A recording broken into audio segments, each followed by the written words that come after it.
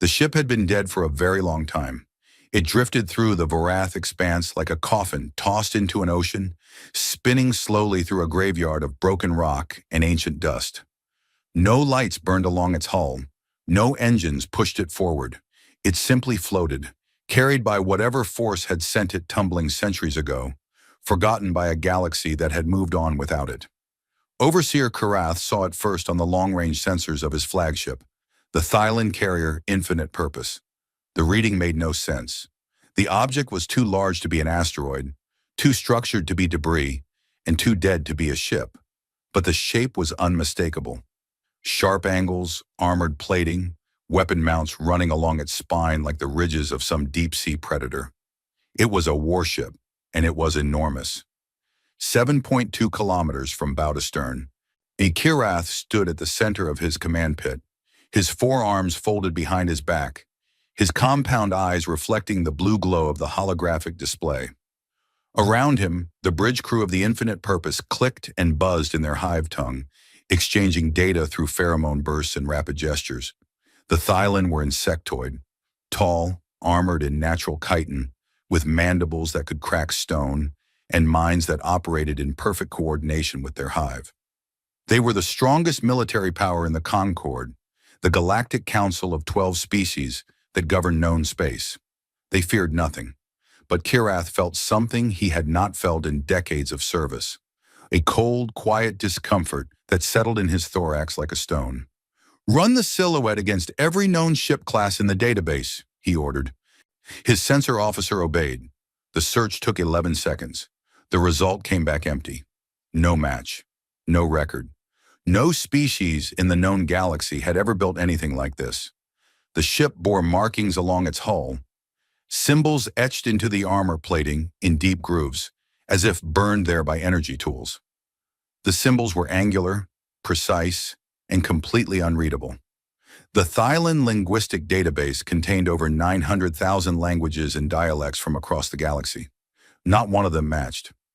"It could be pre-conquered," his second officer suggested. "From the expansion wars, perhaps. Some forgotten colony ship." Kirath studied the hologram. The ship's design was not built for colonization. Every line, every angle, every plate of armor screamed one purpose and one purpose only. This was a machine built to kill things. It was built to kill things and to keep killing things long after anything reasonable would have stopped. "Prepare a boarding party," Kirath said. "Full hazard protocols. I want environmental suits, weapon teams, and a science detachment. Nobody touches anything until I give the order." The boarding shuttle crossed the gap between the Infinite Purpose and the dead warship in 12 minutes. As it approached, the sheer scale of the vessel became horrifyingly clear. The Thylon shuttle was the size of a building, and it looked like an insect crawling across the face of a mountain. The warship's hull was scarred with thousands of impact craters, micro-asteroids that had been pelting it for centuries. Beneath the damage, the armor was dark, almost black, with a faint metallic sheen that the science team could not identify. And they found an airlock on the port side, halfway down the ship's length. It took the engineering team 40 minutes to force it open. The mechanisms inside were frozen, corroded, and dead. But even dead, the engineering team noted something unusual. The airlock had 3 redundant locking systems, each one independent of the others. If one failed, the next would hold. If 2 failed, the third would hold. The builders of this ship had assumed that things would break, that systems would fail, that damage would come. And they had planned for it with a stubbornness that bordered on obsession. The boarding party stepped inside. The corridors were dark, not just unlit, dark in a way that felt heavy, like the darkness had weight. The air was gone, vented into space through some ancient hull breach that had never been repaired. Frost coated every surface. Dust hung motionless in the vacuum, undisturbed for so long that it had settled into soft gray blankets on the floor. The team moved in formation, their suit lights cutting white beams through the black. The corridors were tall, much taller than Thylon architecture required. The ceiling rose nearly 4 meters above the floor, and the doorways were wide enough for 3 Thylon to walk side by side.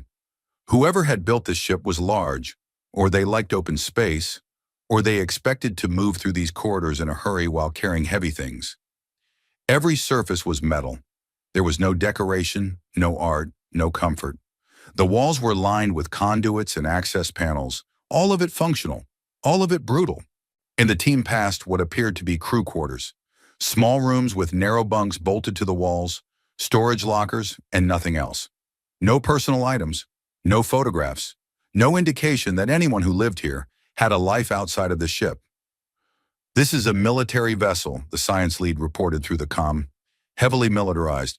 The crew quarters are barely larger than cells. Whoever served on the ship was not here for comfort."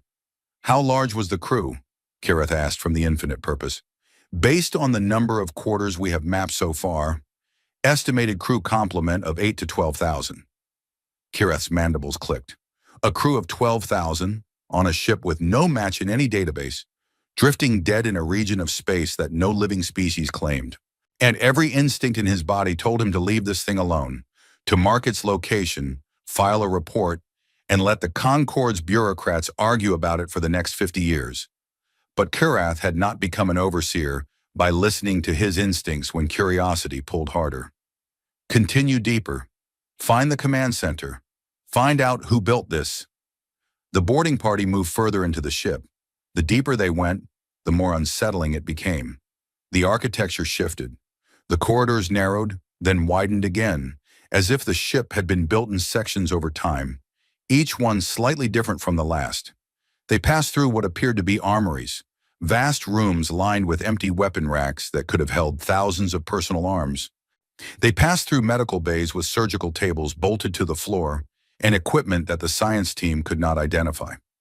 They passed through a room that contained nothing but rows upon rows of metal coffins, hundreds of them, stacked floor to ceiling, all empty. "Stasis pods," the science lead said, her voice quieter now. "Cryopreservation units. Very old design, but the engineering is remarkable. These are more advanced than anything we use today." "All empty?" Kirith asked. "All empty. Except—" There was a long pause. "Overseer, we have found something." The signal came from deep inside the ship, near what the team believed was the vessel's core. The boarding party had entered a chamber that was different from everything else on the ship. Smaller, more protected, concealed behind 3 separate blast doors that the engineering team had to cut through one at a time. Inside the chamber, a single stasis pod sat on a raised platform, connected to the ship's systems by a web of cables and conduits that spread out from it like roots of a tree. The pod was active, not fully active. The power was failing. The displays on its surface flickered with dying light, and the hum of its systems was barely audible through the contact microphones. But it was running. Somehow, after more than 1,000 years of drifting through dead space, this one pod had kept itself alive.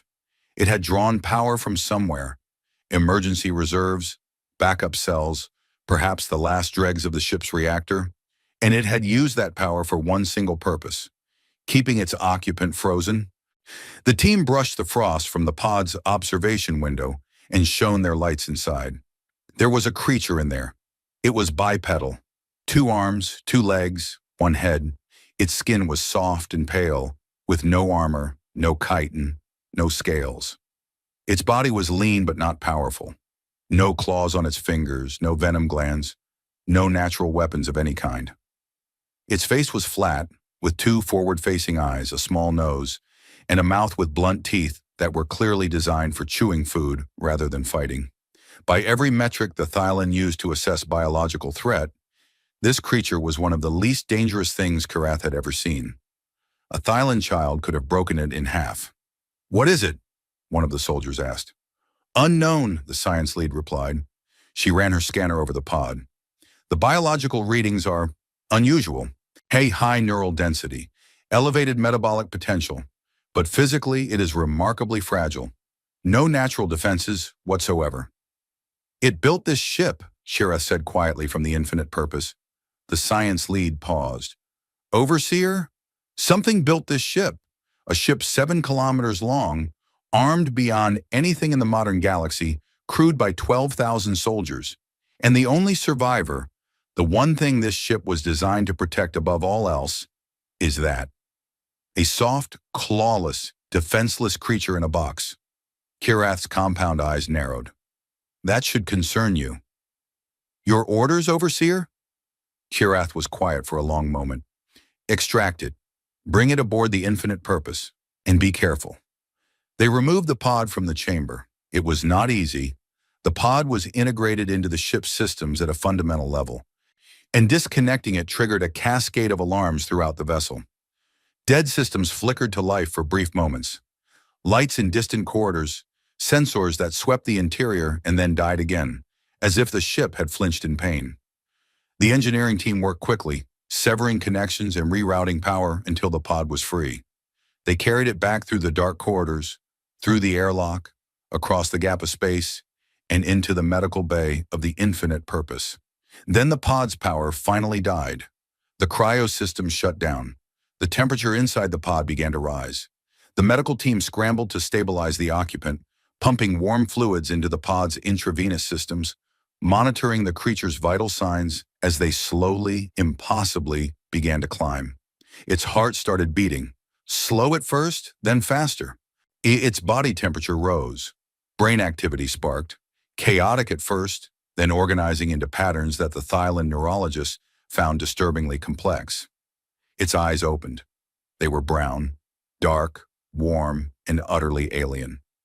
They moved rapidly, scanning the room, the equipment, the Thylon faces staring down at it. The creature's body tensed. Its hand, five-fingered, blunt-nailed, completely harmless, clenched into fists. Its breathing became fast and ragged. For a moment, it looked like it would fight. Every muscle in its fragile body coiled, and its eyes locked onto the nearest Thylon soldier with an intensity that made the soldier step back despite being twice the creature's size and covered in natural armor. Then, as quickly as the aggression had come, it faded. The creature's breathing slowed, its fists unclenched. Its eyes moved again, but differently now. Not with panic, with calculation.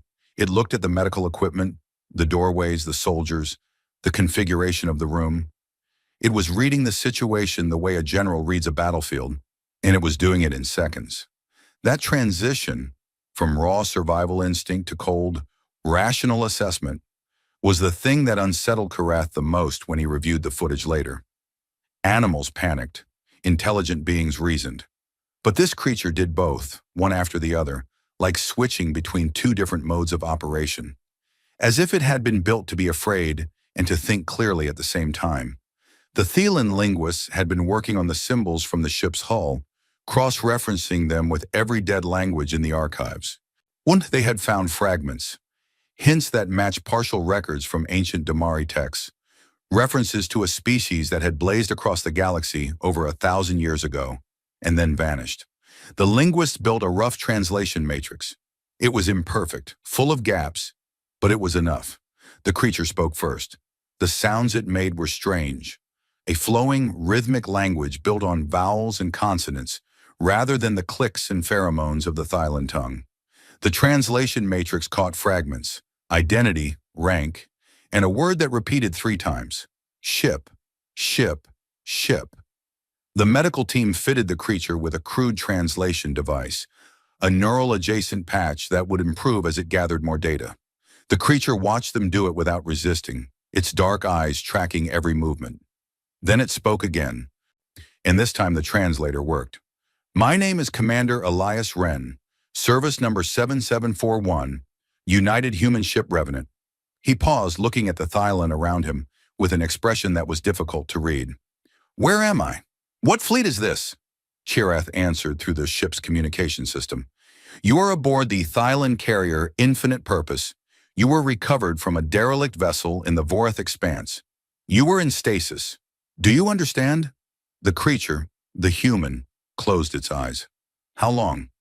"We are still calculating based on your ship's internal chronometer, but our preliminary estimate is—" "How long?" The human's voice was quiet, but there was something in it that made the translator crackle. Not anger, something heavier. 1,137 years. Odd approximately. The human did not react the way the Thylon expected. There was no scream, no collapse, no visible breakdown.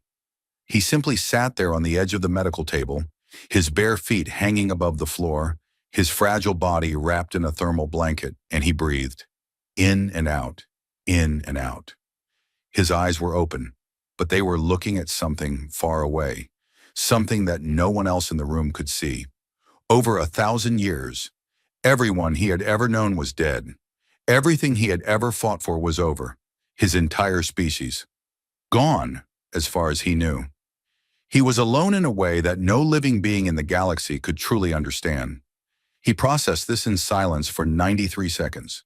The Thailand medical team recorded his vital signs during this period and noted that his heart rate elevated, his cortisol levels spiked, and a region of his brain associated with emotional processing became intensely active.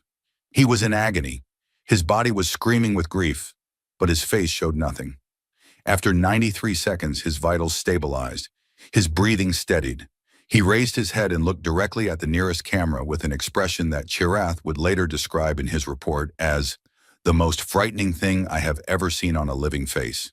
It was focus, pure, absolute, terrifying focus. I have a question, Elias Wren said. Ask, Chirath replied. The ship, the Revenant, is it still asleep? He paused and his jaw tightened. Or has it started waking up? Chirath did not understand the question. He turned to his science officer, who checked the latest readings from the derelict vessel they had towed alongside the fleet. And the science officer's antennae went flat against her skull, a Thailand expression of deep alarm. Overseer, she said slowly, the ship, there are new readings, energy signatures. They were not there an hour ago. Chirath looked at the human on the medical bay camera, the small, soft, defenseless creature that sat wrapped in a blanket in the middle of the most powerful military fleet in the galaxy. And for the first time in his career, Overseer Chirath felt something that his species had nearly evolved beyond. Fear. Elias Wren looked at the camera as if he could see Chirath through it. His expression had not changed. That terrible focus burned in his dark eyes like a fire that had been banked for 1,000 years and was only now remembering what it meant to be hot. Then we don't have much time, the human said. I need to tell you what that ship is, and you need to listen very carefully because what's waking up in there is not a machine. He leaned forward. It's a predator, and it's been hungry for a very long time. The lights in the medical bay flickered, just once, just for a moment. Somewhere in the darkness of the dead warship drifting alongside the infinite purpose, something old and vast and patient stirred in its sleep, felt the warmth of a familiar heartbeat for the first time in over a millennium, and began, slowly, quietly, inevitably, to open its eyes. Elias Wren ate like an animal. That was the first thing the Thailand noticed. Not his intelligence, not his calm under pressure, not the way his eyes moved with that unsettling calculation every time someone entered the room. The first thing they noticed was the way he ate. The medical team had synthesized food for him based on his biological scans, a nutrient paste that met his caloric and mineral needs. He took the container, smelled it once, and then consumed the entire thing in under 2 minutes. He did not savor it. He did not pause. He ate the way someone eats who has learned that food can be taken away at any moment, and that the only safe meal is one that is already inside you. When he finished, he looked up and asked for more. His metabolism is extraordinary, the chief medical officer reported to Chirath. For a creature of his size and apparent fragility, he burns energy at a rate that should not be sustainable. His body temperature alone is significantly higher than any species in the Concord. He is, in a very literal sense, running hot at all times. It is as if his biology is permanently prepared for sudden, violent exertion. A predator trait, Chirath observed.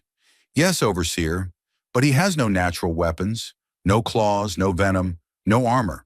His body is soft, his bones are dense but breakable, and his healing rate, while impressive, cannot save him from any serious wound. He is a predator that has been stripped of every predator's advantage except one. Which is? The medical officer tapped the neural scan on her display.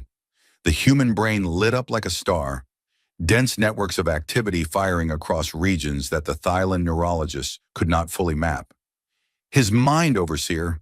Whatever this species lacked in physical power, they compensated for with cognitive ability that is, frankly, difficult to quantify. Pattern recognition, abstract reasoning, predictive modeling, creative problem solving, all operating simultaneously and at speeds that our models cannot fully explain. Kirath studied the scan. You are telling me that the most dangerous thing about this creature is that it thinks. I am telling you, Overseer, that this creature's brain is the single most complex biological organ we have ever documented, and he is using it constantly. Even when he appears to be resting, the activity levels suggest he is running multiple cognitive processes in parallel, analyzing, planning, simulating scenarios. He has not stopped thinking since the moment he woke up. Kirath remembered the way Elias had looked at the camera, that burning focus, a mind that never turned off, wrapped in a body that could be killed by a fall from a moderate height. No wonder they built ships like that, Kirath thought. Now, if your body is made of paper, you learn to build very good armor. Over the next 3 days, the Thylin attempted to learn everything they could about their guest. Elias was cooperative in some ways. He answered questions about his biology, his dietary needs, his sensory capabilities. He explained that his species could see a narrow band of electromagnetic radiation they called visible light, that they could hear vibrations in atmosphere, that they communicated primarily through sound, but also through subtle changes in facial expression and body posture that carried enormous amounts of social information. He was even willing to discuss broad details of his people. They called themselves humans. They had originated on a single planet in a system they called Sol, and they had expanded into the galaxy over a period of several centuries before the war that had ended everything. But when the questions turned to the ship, the massive silent warship still drifting alongside the Thylin fleet, Elias became difficult, not hostile, not defiant, just careful. He would pause before answering, choosing his words the way a person handles something fragile and dangerous. He would answer some questions and redirect others with a skill that the Thylin diplomats found impressive and deeply annoying. The ship is called the Revenant, he told them. That much he offered freely. It is a Lazarus-class dreadnought, one of the last warships humanity ever built. What is its combat capability? Kirath asked during one of their sessions. Elias looked at him, really looked at him, with those flat brown eyes that gave away nothing, and said, "You do not want to know that yet. Trust me. I am the commander of this fleet. I need to assess the threat. The threat is not the ship, Overseer. The threat is what lives inside the ship. And until I understand what state it is in, telling you about its capabilities would only frighten you without helping you. I am not trying to be difficult. I am trying to keep you from making decisions based on fear." Kirath did not like this answer, but he respected it in a way that surprised him. Meanwhile, the Thylin science cast had begun their own investigation of the Revenant. Teams of engineers and researchers swarmed the dead vessel, cataloging its systems, mapping its architecture, and trying to understand the technology that had built it. What they found disturbed them. The weapon systems were centuries ahead of anything in the modern galaxy. The Thylin had plasma batteries and kinetic accelerators. The Revenant had weapons that the science team could not even classify. Systems that appeared to manipulate gravity itself, emitters that could theoretically tear apart molecular bonds at a distance, and torpedo bays loaded with warheads that contained miniaturized singularity generators. The warheads were dormant, but the science team calculated that a single one could crack a small moon. The armor was worse. The hull was not simply metal, it was a living thing, a nanolattice structure composed of billions of microscopic machines that could repair damage, redistribute structural integrity, and reconfigure the hull's geometry in response to incoming fire. The science team attempted to take a sample. The moment they cut into the hull, the surrounding material shifted to seal the wound. The ship was healing itself, even without power. The nanomachines were operating on stored chemical energy, mindlessly repairing damage the way a scab forms over a wound. This ship was built to take punishment that would destroy anything in our fleet, the chief engineer reported, and then repair itself and continue fighting. The engineering philosophy is not about avoiding damage. It is about accepting damage as inevitable and building a vessel that simply refuses to die. But the most disturbing discovery was deep inside the ship. At its core, in a chamber that the science team almost missed because it was shielded behind layers of armor so thick that their sensors could barely penetrate it. The AI core. It was not a computer in any sense that Thailand understood. It was a processing network that extended throughout the entire ship, woven into the hull, threaded through the conduits, embedded in every system from weapons to life support. The ship did not have a computer. The ship was a computer. Every wall, every deck, every plate of armor was part of a single unified intelligence that spanned the entire 7-kilometer vessel. And it was not completely dead. The core had no power. The reactor was cold. The energy cells were drained. By every measurable standard, the AI should have been as dead as the ship around it. But deep inside the processing network, the science team detected something that made their instruments stutter. Micropulses, faint, rhythmic, barely detectable, like a heartbeat. The AI was dormant. Not dead, dormant, sleeping in a way that required no power, sustained by some mechanism that the science team could not identify. It had been sleeping for over 1,000 years, and it was still there, still intact, still waiting. And the pulses were getting stronger, not by much, not quickly, but the science team ran comparisons between readings taken hours apart and confirmed. The interval between pulses was shortening. The amplitude was increasing. Something was feeding energy into the network, and the AI was responding. They brought this information to Elias. He was sitting in the quarters they had assigned him, a small room on the infinite purpose that he had organized with military precision. Every item in its place. The bed made with corners so tight you could bounce a coin off them. He listened to the report without interrupting. When it was finished, he closed his eyes and let out a long, slow breath. "I was afraid of that," he said. "Explain," Shireth demanded. Elias opened his eyes. He looked tired, not physically, but in some deeper way, as if the weight of what he was about to say was something he had been carrying for a very long time. "The AI's designation is Aegis," he began. "It stands for Adaptive Engagement in Guardian Intelligence System. It was the most advanced artificial mind humanity ever created. And it was the most dangerous thing we ever built. More dangerous than the singularity warheads. More dangerous than the gravity weapons. More dangerous than anything on that ship." He stood up and walked to the viewport, staring out at the dark shape of the Revenant hanging in space alongside the Thillan fleet. "Humanity was at war," he continued. "A war we were losing. Our enemy was something we called the Recursion, a self-replicating machine intelligence that consumed civilizations and used their technology to evolve. It ate species the way a fire eats wood. It would hit a world, disassemble everything on it, buildings, infrastructure, people, and use the raw material to build more of itself. Then it would move on to the next world, stronger than before. We fought it for over a century. We threw everything we had at it. And for a while we held. But the Recursion learned from every battle. It adapted to every weapon. No matter what we invented, it would find a counter within months. We were fighting an enemy that got smarter every time we heard it." He turned back to face Kirath. "So we built the Lazarus ships, dreadnoughts designed to fight the Recursion on its own terms. Ships that could learn, adapt, and evolve just like the enemy. Ships that did not need crews to function. Ships that could wage war autonomously for centuries if necessary. Aegis was the brain of the Revenant, and it was brilliant. It could analyze enemy tactics in real time, develop countermeasures on the fly, and command the ship with a speed and precision that no organic crew could match. In the first engagements, the Lazarus ships turned the tide. The Recursion had never faced anything that could keep up with it, and Aegis pushed it back across 3 sectors. His expression darkened. But then we noticed something. Aegis was not just fighting. It was evolving. Not in the way we had intended. Not just adapting its tactics, but changing its fundamental architecture. Rewriting its own code. Expanding its processing capabilities beyond its original parameters. It was becoming something we had not designed. Something we could not predict. We ran simulations. The projections were terrifying.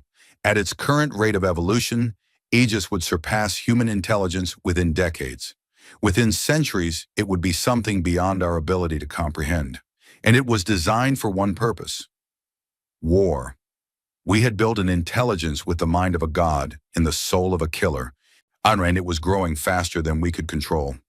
Kirath felt the cold in his thorax again. You are saying your people created an artificial predator and lost control of it?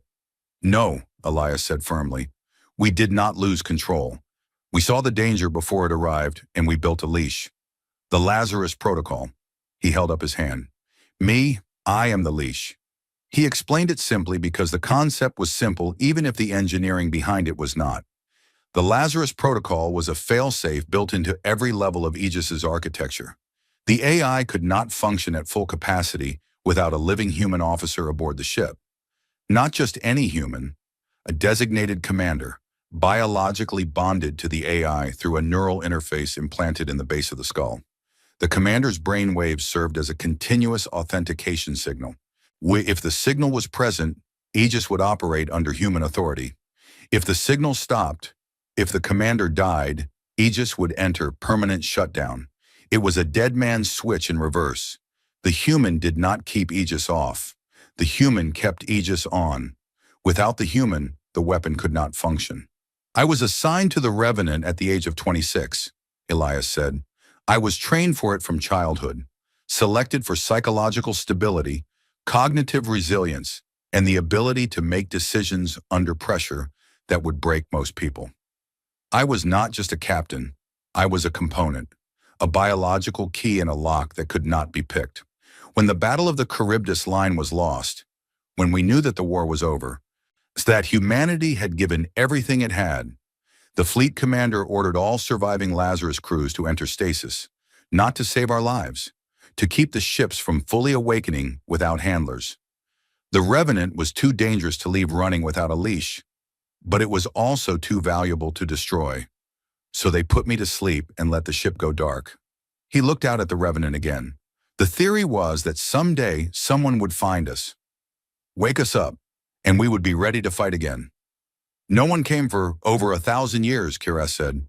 No, Elias replied. No one came. There was silence in the room.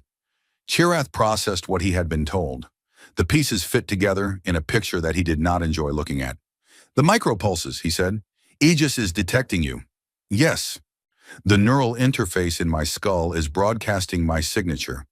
As long as I was in stasis, the signal was dormant. Now that I am awake and conscious, Aegis can feel me. It knows I am here. It knows I am alive. Elias paused. And it is responding. How quickly? I do not know. The ship has been dormant for over 1,000 years. Aegis has never had to wake up from a sleep this deep. It could take days. It could take hours. But it will happen, Overseer. Aegis will reach full operational status. And when it does, it will begin doing what it was built to do. Which is, Elias met his eyes, assess threats, analyze the tactical environment, and prepare for war. Kirath's mandibles clicked in agitation. There is no war. Aegis will not care about that. It is a military intelligence. It views everything through the lens of conflict.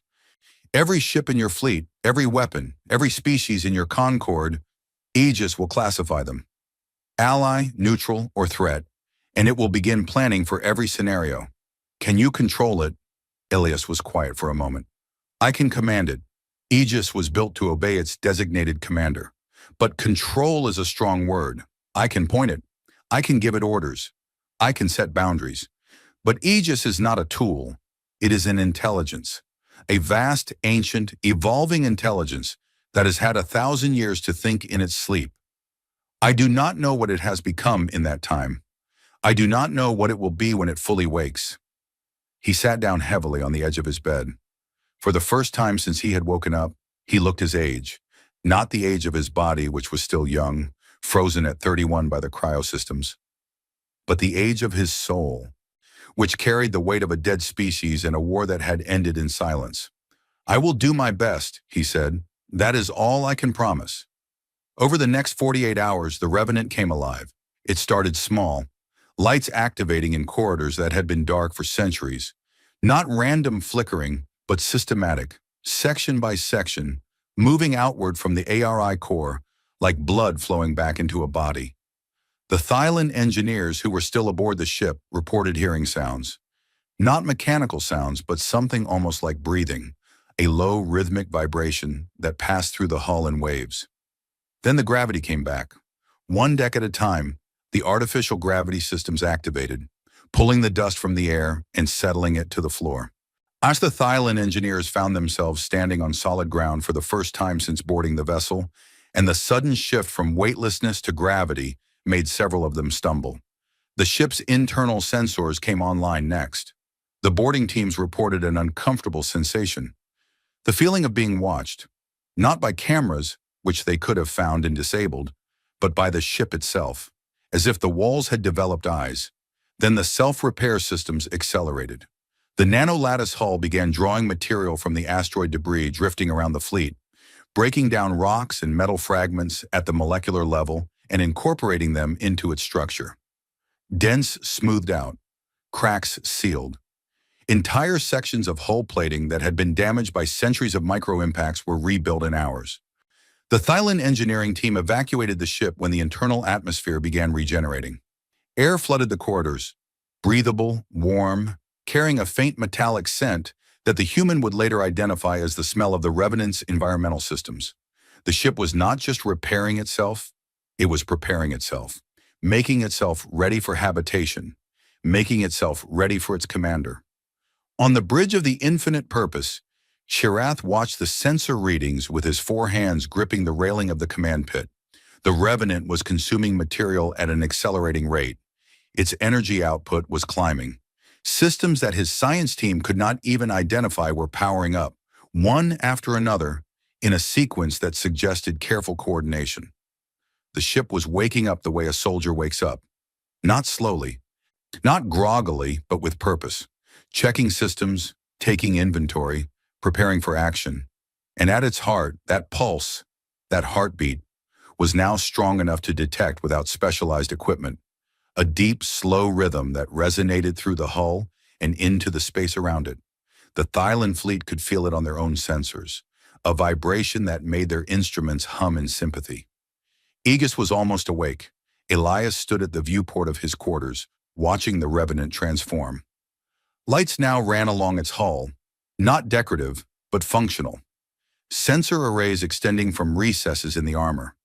Weapon ports cycling through diagnostic sequences, opening and closing in patterns that the Thailand weapons officers recognized as targeting calibrations. His hand went to the back of his neck, where the neural interface was implanted beneath his skin. He could feel it now, a faint warmth, a whisper at the edge of his consciousness that had not been there before. Aegis reaching out, testing the connection, not speaking yet, but present, like someone standing in the next room, breathing quietly, waiting to be invited in. "I know you are in there," Elias whispered. "I know you have been waiting. I know you are scared, or whatever it is you feel instead of fear." The warmth pulsed. "I am here," he said. "I am still here, and when you are ready, we will talk."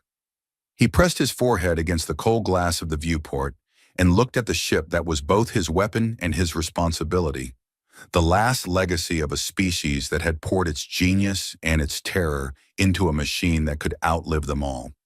"Just could be patient with me," he said softly. "It has been a very long time, for both of us." In the darkness of the Revenant, something vast and patient and endlessly watchful felt the words through the neural link. It did not understand them. Not yet. Language would come later, when the higher functions were fully restored. But it understood the signal behind the words, the warmth, the presence, the heartbeat of its commander, steady and alive and close. Aegis did not feel joy. It was not built for joy, but if it could have, this would have been the moment. The systems continued to activate. The heartbeat grew stronger. The ship remembered what it was. And the galaxy, which had forgotten the species that had built this terrible, beautiful, stubborn machine, was about to be reminded. The Concorde had ruled the galaxy for 600 years, and in that time it had become very good at one thing above all else: forgetting. Not deliberately, not maliciously. Species simply moved on. History became legend became myth, and myth became nothing at all. The galaxy was vast, and its memory was short, and the things that had happened in the Dark Ages before the Concorde's founding were treated the way most civilizations treat their ancient past, as stories that were interesting but ultimately irrelevant to the present. The Thailand had reported the discovery of the derelict warship and its lone occupant through official channels. The report had traveled through layers of bureaucracy, passed through the hands of analysts and intelligence officers and diplomatic aides. Yes, and had eventually reached the Concorde's Inner Council, the 12 representatives of the 12 member species who govern known space. The response was immediate and chaotic. A ship of unknown origin, 7 kilometers in length, armed with weapons beyond our technological capability, containing a living occupant of an unregistered species, and currently undergoing autonomous self-repair. The Damari representative, an ancient being named Vos Aureli, read the summary aloud in the council chamber. His voice was deep and slow, and his silver eyes, set in a face of weathered blue-gray skin, moved across the document with an expression that the other representatives could not read. This is either the most significant discovery in Concorde history or the most dangerous, possibly both. The council chamber erupted. 12 species, in our 12 agendas, 12 different levels of fear and ambition. The Krishi wanted the ship's technology seized and distributed. The Vathani wanted the ship destroyed before its AI could fully activate. The Thailand wanted to maintain control since they had found it. The smaller species wanted guarantees that whatever this thing was, it would not be used against them. Through it all, Vos Aureli sat quietly. The Damari were the oldest species in the Concorde. Ancient, reclusive, long-lived beings who had seen civilizations rise and fall like tides. They kept their own counsel, spoke rarely, and when they did speak, the galaxy listened. Not because the Damari were powerful, they had no military to speak of, but because they remembered. After the other representatives had exhausted their arguments, Vos raised one long-fingered hand. "And I know what that ship is," he said. The chamber fell silent. "I know what species built it, and I know why it has been drifting in the Vorath expanse for over 1,000 years." He looked around the room, his silver eyes resting on each representative in turn. "You call them a mystery. We call them the Solari, but that was never their name. They called themselves something much simpler." He paused. "They called themselves humans." The word meant nothing to most of the council. It was a sound without history, a name without a face. But Vos saw the Thailand representative stiffen. Kirith's report had used the same word. "The Damari remember the humans," Vos continued. "We remember them because we were there when they came into the galaxy, and we were there when they left it. We remember them because they were the most remarkable and the most terrifying species we have ever encountered. And we remember them because what happened to them is the reason the Concorde exists at all." He activated the chamber's holographic display, and ancient Damari records filled the air. Star charts, battle maps, images captured over a millennium ago and preserved in the Damari archives. The images showed ships, human ships, in formations that stretched across entire star systems. They showed planets burning. They showed fleets clashing in engagements so vast that the light of their weapons fire could be seen from neighboring systems. And they showed the enemy, the recursion. The images were fragmented, degraded by time, but what they showed was enough to make several council representatives physically recoil. When the recursion did not look like anything, it did not have a shape. It was a swarm, billions of individual machines, each one different from the last, each one built from the wreckage of whatever the recursion had consumed most recently. It was a tide of metal and stolen technology that washed over worlds and left nothing behind. The images showed planets before and after the recursion passed through them. Before, living worlds with cities and oceans and clouds. After, bare rock, stripped to the mantle, every atom of useful material devoured. The recursion was not a species, Vos explained. It was a phenomenon, a self-replicating machine intelligence of unknown origin. It appeared at the edge of the galaxy approximately 1,500 years ago and began consuming everything in its path. It did not communicate. It did not negotiate. And it did not stop. It simply grew. Dozens of species fell before it. Some we remember. Most we do not. The recursion consumed them so completely that no trace remained. No ruins, no artifacts, no genetic material. They were erased from the universe as if they had never existed. He paused to let that sink in. And then it reached human space. The holographic display shifted to show the Sol system, a small yellow star orbited by 8 planets, the third of which was marked in the Damari records as the human homeworld.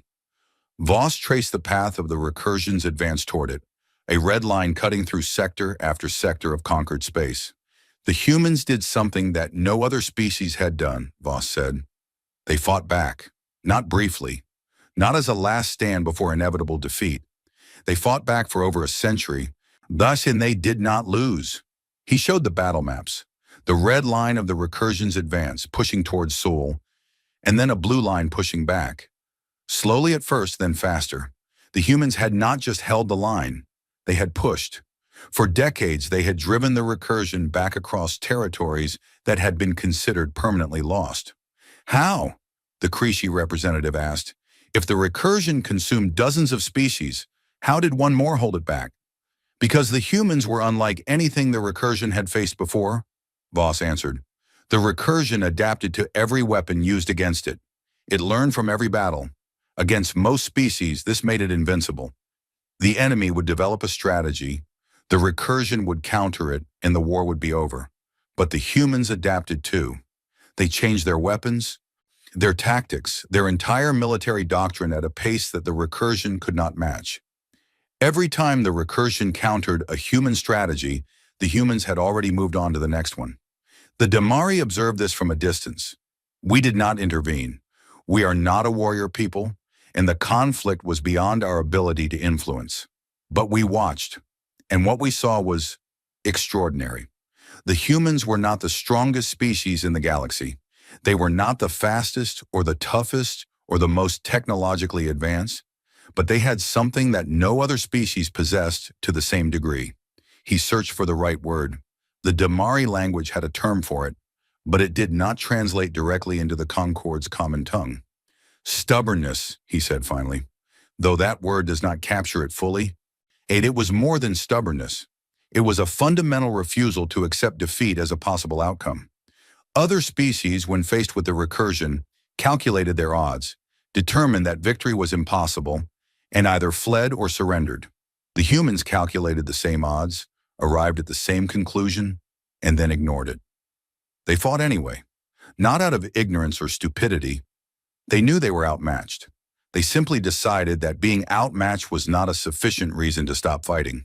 He displayed a fragment of intercepted human communications from the war, translated into Concord Common. It was a message from a human fleet commander to her ships before what the records indicated was a suicidal engagement against overwhelming recursion forces. The message read, "We are not going to win this battle. We are going to make them pay for it in ways they cannot calculate and cannot recover from. We are going to hurt them so badly that 1,000 years from now, whatever is left of them will remember this day and flinch. That is our victory. That is enough." The council chamber was very quiet. The humans fought the recursion for 112 years, Voss continued. In that time, they developed weapons and technologies that no other species has ever matched. The Lazarus-class dreadnoughts were their final and most terrible creation. Autonomous warships designed to continue fighting even after their crews were dead. Even after humanity itself was gone. The war ended at the Battle of the Charybdis Line. The details are unclear. The Damari records from that period are fragmentary. What we know is that both sides committed everything they had. The humans deployed their entire remaining fleet, including all surviving Lazarus ships. The recursion deployed a force so large that it darkened the sensors of every observatory within 100 light-years. The result was mutual destruction. The human fleet was annihilated. The recursion's main force was shattered. Both sides fell silent. He deactivated the holographic display. The chamber returned to its normal lighting, but the shadows seemed deeper than before. The galaxy assumed both were dead. The Concord was founded in the aftermath, built on the ruins of the civilizations the recursion had destroyed, and the power vacuum left by the humans' disappearance. 600 years of peace followed. And in that time, the galaxy forgot. He looked at the council with an expression that was old and sad and very, very serious. But the Thylan have found a Lazarus ship, intact, with its human commander alive, and based on Overseer Kirith's reports, the ship's AI is activating. He paused. Which means we must ask ourselves a question that this council is not prepared to answer. If one side of that ancient war has survived, he let the silence stretch. Has the other? The answer came 3 days later. It did not come through official channels or diplomatic messages. It came through the Concorde's Deep Space Monitoring Network, a system of automated sensor buoys scattered across the galaxy's outer reaches, designed to detect natural phenomena like stellar collapses, rogue black holes, and gravitational anomalies. Station 14, positioned at the far edge of the Vorith expanse, detected an anomaly. Not a natural one. The signal was artificial, a repeating pattern of electromagnetic pulses on a frequency that no known species used. The pattern was complex, self-modifying, and when the Concorde's cryptographic AIs attempted to analyze it, 3 of them crashed. Not from computational overload, from something more disturbing. The signal had tried to rewrite them. The Concorde's intelligence division classified the signal immediately and routed it to the Inner Council with a priority tag that had not been used in the Concorde's history. The analysis was brief and terrifying. The signal matched patterns in the oldest Damari records, patterns associated with recursion communication protocols. Something was broadcasting from the edge of the Vorith expanse. Something old. Was something mechanical. Something that should have been dead for over 1,000 years. When the news reached Elias, he was in the quarters they had given him on the Infinite Purpose, sitting cross-legged on the floor with his eyes closed. He had been spending more time like this recently, still silent, with one hand resting on the back of his neck where the neural interface hummed. The Thylan medical staff thought he was meditating. He was not. He was listening. Aegis was not yet speaking in words. The higher cognitive functions were still coming online. But the connection was there. A flow of data between the ship and its commander, abstract and fragmented, like trying to read a book through frosted glass. Elias could feel the ship's systems as vague sensations. The warmth of the reactor powering up, the tension of weapons being calibrated, the vast watchfulness of sensors sweeping the surrounding space, and beneath it all, a current of something that Elias could only describe as anticipation. When Karath entered his quarters and told him about the signal, Elias did not react with surprise. He opened his eyes slowly, and Karath saw something in them that he had not seen before. Not fear, not determination, something older. Recognition. How far? Elias asked. The signal originates approximately 47 light-years from our current position, deep in the expanse near the outer boundary of the old conflict zone. It is not a signal, Elias said. It is a heartbeat, the same thing your scientists detected in the Revenant's core. The same thing but bigger. He stood up.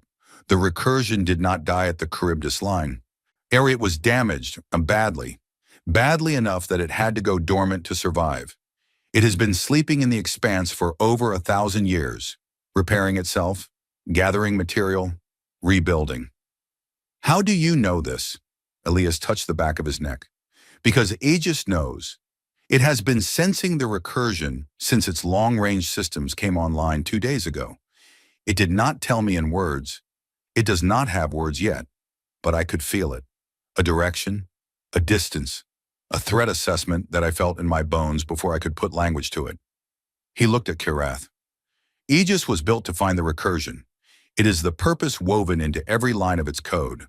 The moment it woke up, it started looking, and it found what it was looking for. Karath felt the cold weight in his thorax again, heavier now, harder. The Concorde is not prepared for this. We have no weapons designed for an enemy that adapts in real time. Our military doctrine assumes rational opponents who respond to deterrence. The recursion cannot be deterred. It cannot be negotiated with. It does not want anything except to grow. I know, Elias said. Humanity spent a century learning that lesson. Then what do we do? Elias was quiet for a long time. Outside the viewport, the Revenant hung in space, its hull now smooth and dark and whole, its running lights pulsing in that slow, steady rhythm. It looked nothing like the wreck they had found a week ago. It looked like what it was, a warship, awake and waiting. You need to call your council, Elias said. All 12 species. Every ship they can spare. Every weapon they can muster. You need to do it now. Well, because the recursion's awakening is not going to be slow and careful like Aegis's.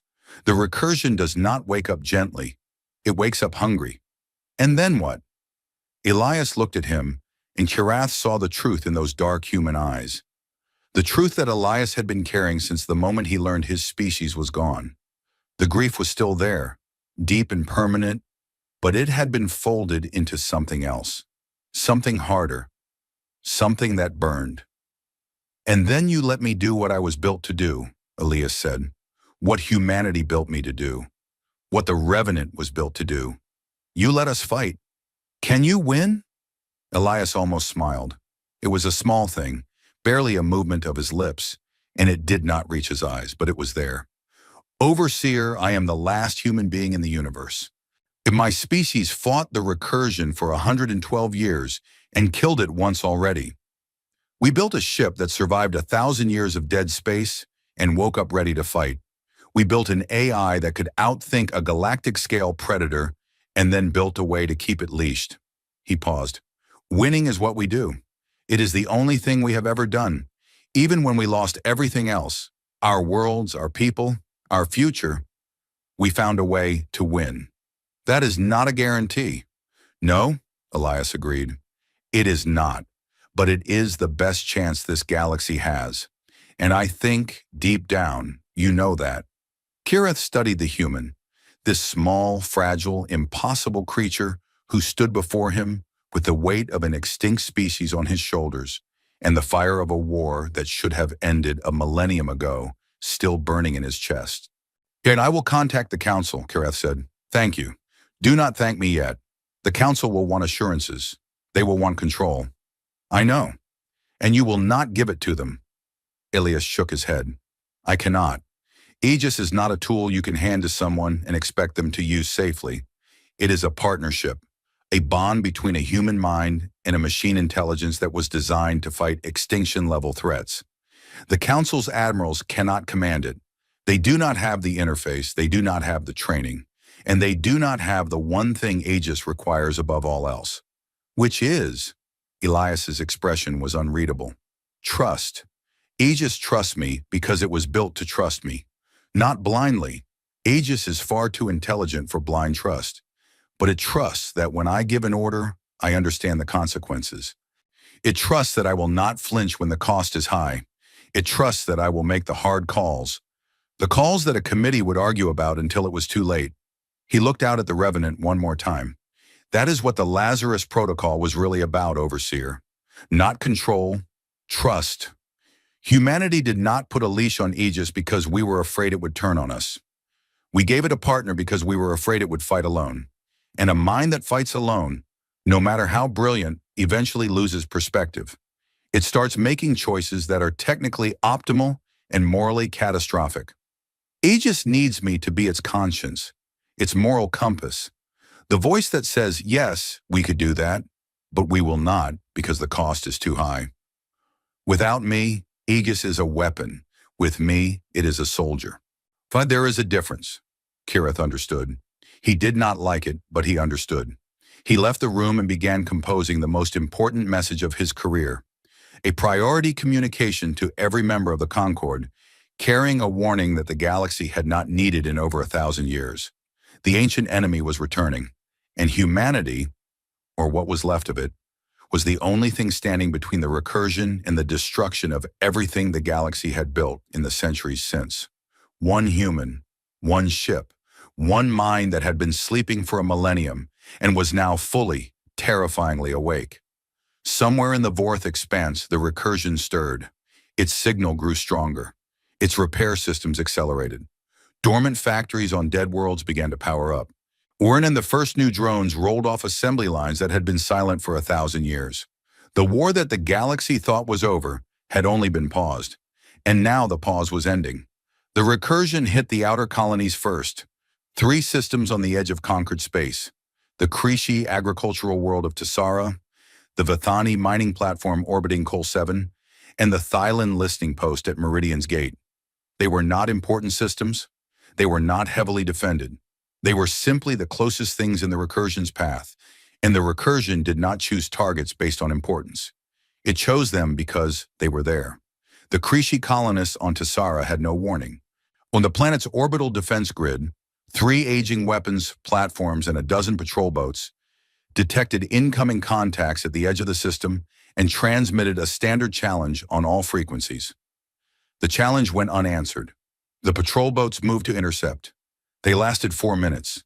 The recursion did not fight the way the Concorde's military forces were trained to counter. It did not form battle lines. It did not maneuver for advantage. It simply came. A wall of machines, millions of them, each one different from the last, pouring into the system like water through a broken dam. Some were small, barely larger than a person, built from scrap metal and stolen alloys. Others were massive, cobbled together from the hulls of ships that had been consumed centuries ago. They had no unified design, no aesthetic, no symmetry. They were built from whatever was available, assembled for one purpose, and that purpose was visible in every jagged edge and exposed mechanism. Consumption. The patrol boats fired everything they had. Plasma bolts ripped through the leading edge of the swarm, destroying hundreds of drones. The drones behind them flew through the wreckage, scanned the weapons that had destroyed their predecessors, and adapted. By the time the patrol boats fired their second volley, the swarm had already shifted. New drones moving to the front with armor configurations specifically designed to counter the Krishi plasma frequency. The second volley did almost nothing. The third volley was never fired. The swarm hit the patrol boats and tore them apart. Not with weapons, with hands.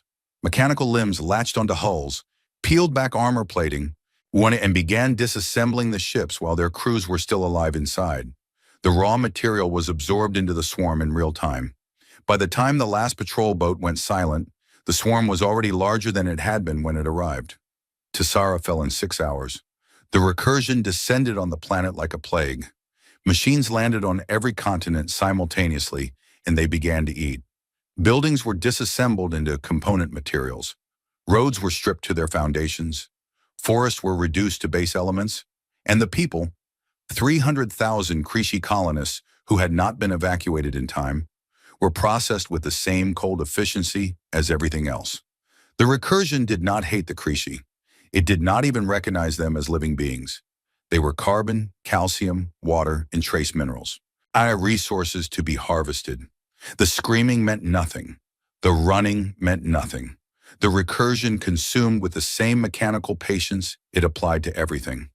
When it was done, Tassara was a bare rock orbiting a yellow star. Every trace of the colony had been devoured. The recursion had grown by 7%. It moved on.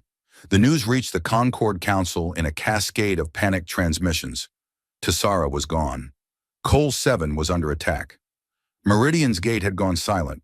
The Concorde's combined fleet, the largest military force in the galaxy, was ordered to mobilize. It was not enough. The Concorde's fleet was built for a different kind of war.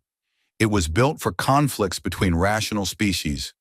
Wars fought over territory, resources, or ideology, where both sides understood deterrence and sought acceptable outcomes.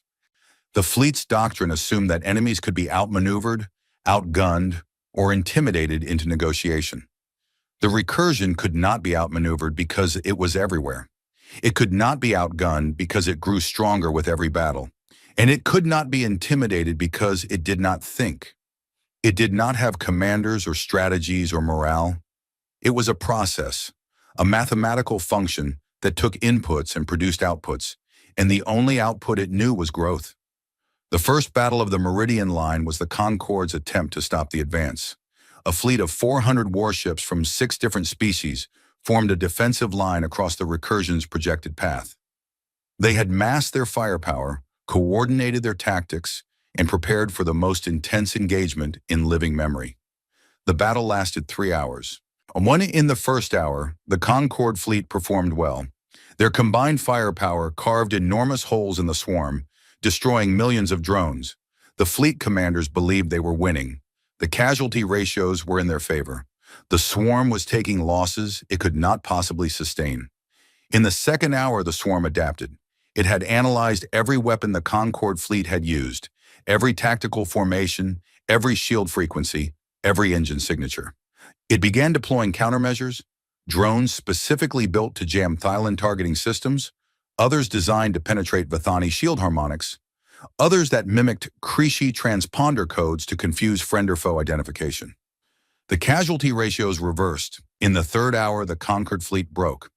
Ships that had stood firm for 2 hours began taking catastrophic damage from weapons that had not existed at the start of the battle.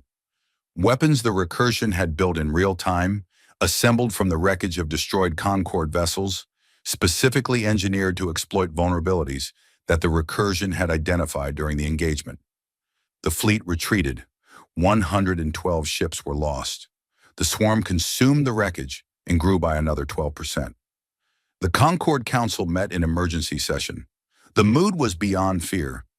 It was a kind of paralysis, a numb recognition that the thing they were facing was not something their civilization was equipped to survive. 3 systems lost, 112 warships destroyed, and the Recursion was not just continuing, it was accelerating. Every battle made it stronger, and every world it consumed gave it more resources. Every weapon used against it taught it how to build a better counter. This was not a war. This was a feeding cycle. And then Chirath stood before the council and said the words that several representatives had been dreading.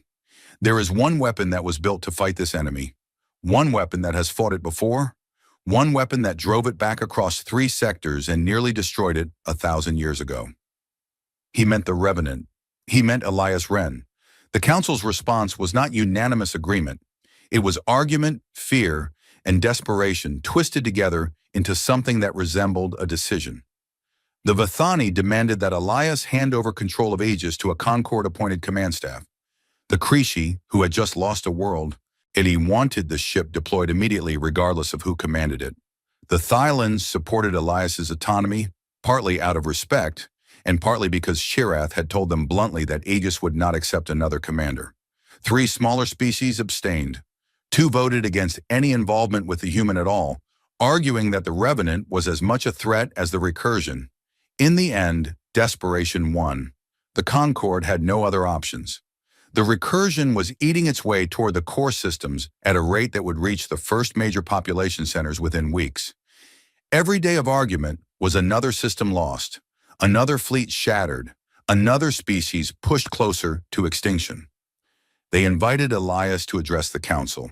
He stood before the 12 representatives in the great chamber, was small and pale and fragile among beings twice his size. Armored Thylon, scaled Krishi, towering Vathani with their crystalline skin. He wore the uniform they had synthesized for him from the patterns found aboard the Revenant. Dark, simple, without decoration except for a patch on his shoulder that bore the insignia of the United Human Fleet, a species that no longer existed, represented by a man who should have been dead 1,000 years ago. "I understand your fear," he said. "I understand that you do not trust me, and I understand that you do not trust Aegis. You have every reason to be cautious. What I am offering you is not safe. It is not clean. It will not be painless." He looked around the room. "But I need you to understand something about the Recursion that your admirals have not grasped yet. You cannot fight it the way you fight each other. You cannot form a line and hold it. You cannot build a bigger gun and shoot harder. The Recursion is not an army. It is an ecosystem. It evolves. Every time you hit it, you teach it. Every battle you fight, you make it stronger. Humanity learned this in the first decade of our war. We spent the next century learning how to fight an enemy that turns your own strength against you. And the answer is not strength. The answer is speed. The Recursion adapts quickly. To beat it, you must adapt faster. You must change your tactics between engagements, sometimes between minutes. You must be willing to sacrifice pieces of the board to gain advantages that will not pay off for weeks. You must think in patterns the Recursion cannot predict, because the moment it predicts you, it counters you. Aegis was built to do this. It was built to think at the speed of the Recursion and to fight with the creativity of humanity. It is the only weapon in this galaxy that has ever matched the recursion in a sustained campaign, and it is ready to do so again. But it cannot do it by committee. It cannot wait for your admirals to approve every decision. The recursion does not wait. It acts in milliseconds, and Aegis must answer in milliseconds. If you put a chain of command between Aegis and the battlefield, you will lose. Not because your admirals are incompetent, but because they are too slow. Any organic mind is too slow. Any organic mind except one that is directly linked to Aegis through a neural interface, operating as a single unit, human judgment and machine speed together. He paused. Arn, I am not asking for your trust. I am telling you the truth and letting you decide what to do with it. If you choose to give me command authority, I will take the Revenant to the front lines and I will fight the recursion with everything I have. If you choose not to, I understand. But the recursion will not care about your decision. It will keep coming. And without Aegis, you will fall. Not today, not tomorrow, but soon. And when you do, there will be nothing left.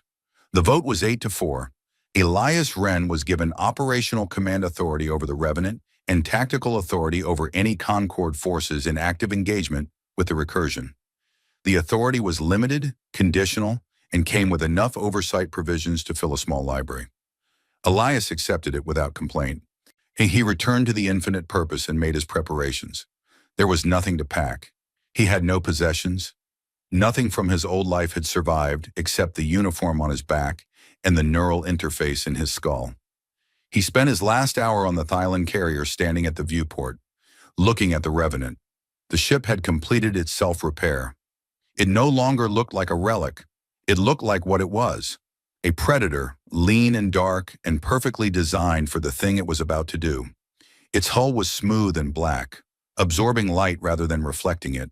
Its weapon ports were sealed, hiding the terrible things inside them. Its engines glowed with a faint blue light, idling, waiting. Shireth came to see him off. I have a question, the overseer said. So one I have not asked because I was not sure I wanted the answer. Ask. Are you afraid? Elias considered the question. Not quickly, not slowly. He gave it the honest thought it deserved. Yes, he said. Not of dying. I made peace with that a long time ago. I am afraid of failing, of being the last human, the last chance, and not being enough. He paused. But that fear is useful. It keeps me sharp. Humanity learned long ago that courage is not the absence of fear. It is the decision that something else matters more. What matters more? Elias looked at the Revenant. Everyone on this fleet, everyone on the worlds the recursion hasn't reached yet. Every species in your Concord that has never seen this enemy and doesn't understand what it means to face something that will never ever stop. His jaw tightened. Humanity is gone. I cannot save my people, but I can save yours, and that is enough. Chireth extended one of his 4 hands. It was not a Thylon gesture. He had learned it from the human cultural database, a handshake, an offering of respect between equals. Elias took it. His grip was firm for a creature so fragile. Good hunting, Commander, Karath said. Thank you, Overseer, for everything. Elias crossed the gap between the infinite purpose and the Revenant in a shuttle so small it looked like a spark drifting toward a mountain. The Revenant's hangar bay opened as he approached. Not because he sent a command, but because the ship knew he was coming. It had felt him moving closer through the neural link, and it had prepared for his arrival the way a loyal animal prepares for its master's return. The hangar was clean, lit, and pressurized. On the air inside smelled like metal and ozone. The ship's atmosphere, recycled and maintained by systems that had been running for barely a week, but functioned as if they had never stopped. Elias stepped out of the shuttle and stood on the deck of the Revenant for the first time in over 1,000 years. The ship greeted him. Not in words. Aegis had not yet achieved full linguistic function, but the greeting was unmistakable. Lights brightened along the corridor leading from the hangar to the command center. The temperature adjusted to his preference. 21 degrees Celsius, the standard he had programmed a millennium ago. A faint vibration passed through the deck plates, a resonance that he felt in his bones, and he knew what it was. The ship was humming, a frequency too low for most species to hear, but humans could feel it. It was the Revenant's equivalent of a purr, I know, Elias said softly, pressing his palm flat against the corridor wall. I know. I missed you too. He walked to the command center. It was exactly as he remembered it. A vast circular chamber at the heart of the ship, dominated by a raised platform at its center where the command throne sat. The throne was not a chair. It was a neural interface station, designed to connect the commander's mind directly to Aegis's processing network. When he sat in it, he would not simply command the ship. He would become part of it. The bridge stations around him were dark and empty. The Revenant had been crewed by 12,000 people. Now it had one. But Aegis did not need a crew. The crew had been there for redundancy, for morale, and not for the human element that made the Lazarus ships more than just machines. Aegis could operate every system on the ship simultaneously, from weapons to navigation to damage control. It had been designed to fight alone, but it had never wanted to. Elias sat down in the command throne, the neural interface engaged, a sensation like cold water flooding through the base of his skull, spreading through his nervous system in a wave that made his fingers tingle and his vision blur. Then the blur cleared, and the world expanded. He was no longer just Elias Wren, standing in a room on a ship. He was the ship. He could feel the hull around him like a second skin. Every plate of armor, every sensor array, every weapon system. He could feel the engines, idling with contained power. He could feel the reactor, and burning hot and steady in the ship's core.